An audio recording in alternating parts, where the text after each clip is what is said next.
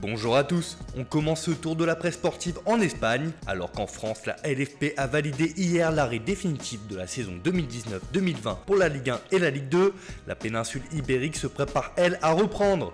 Selon le journal AS, c'est enfin le bout du tunnel. Les services de santé approuvent le protocole du Conseil supérieur des sports pour le retour du sport. Les tests de football et l'entraînement individuel commenceront la semaine prochaine. Cela se fera tout d'abord par une préparation en petits groupes et le retour à la normale avec l'ensemble du personnel se fera par étapes.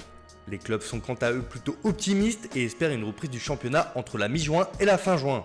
Direction le Portugal qui est aussi dans cette optique d'une reprise rapide. Selon Abola, on compte désormais les jours qui nous rapprochent du football. En effet, la Liga NOS devrait reprendre avant la fin du mois de mai, normalement le week-end du 30-31. Les matchs se tiendront à huis clos, comme l'ont indiqué des instances du pays. La finale de la Coupe du Portugal qui doit opposer Benfica au FC Porto doit elle aussi avoir bien lieu. Direction l'Angleterre où c'est une déclaration de Sergio Agüero qui fait la une du Daily Mail. L'attaquant de Manchester City a peur comme il l'a confié dans un entretien accordé à la célèbre émission espagnole El Chiringuito. Et cette phrase n'est pas passée inaperçue outre-Manche. L'Argentin est comme un porte-parole des joueurs de Première Ligue qui craignent un retour des compétitions trop précipité.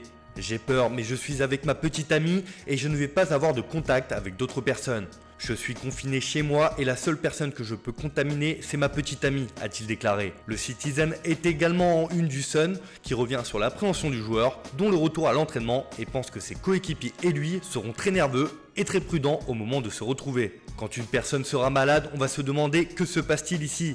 J'espère qu'un vaccin sera trouvé rapidement, a notamment ajouté le Kun. On retourne en Espagne mais pour du mercato cette fois, c'est un Français qui fait la une du Mundo Deportivo.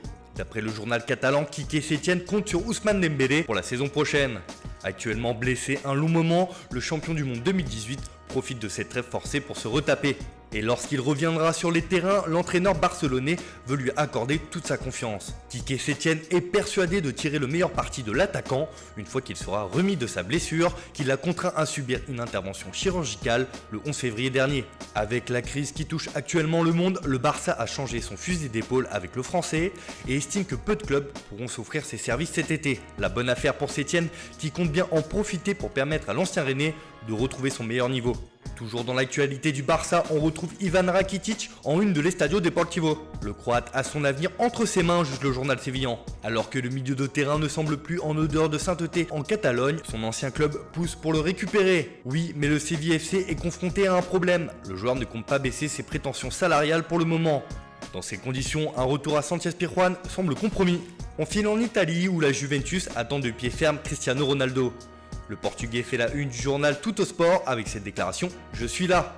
CR7 revient à Turin, la Juve qui a la ferme intention de recommencer à jouer l'attend ce week-end, même si le club attend toujours d'appeler tout le monde. Depuis la crise sanitaire, le quintuple Ballon d'Or s'était confiné chez lui au Portugal à Madère, mais pour la vieille dame, il est temps de rentrer. En une de la Gazzetta dello Sport, on retrouve le feuilleton du prochain mercato, le transfert de Lautaro Martinez au FC Barcelone. Et d'après les dires de Quique Setién, si Lionel Messi appelle son compatriote, cela pourrait bien faire pencher la balance en faveur des Blaugrana. Qui ne voudrait pas jouer avec Léo, s'interroge le coach barcelonais. On termine ce tour de la presse en Turquie où Diego Costa fait la une de Photomatch. L'attaquant de l'Atlético de Madrid pourrait bien quitter la Liga cet été. Galatasaray est très intéressé pour le faire venir.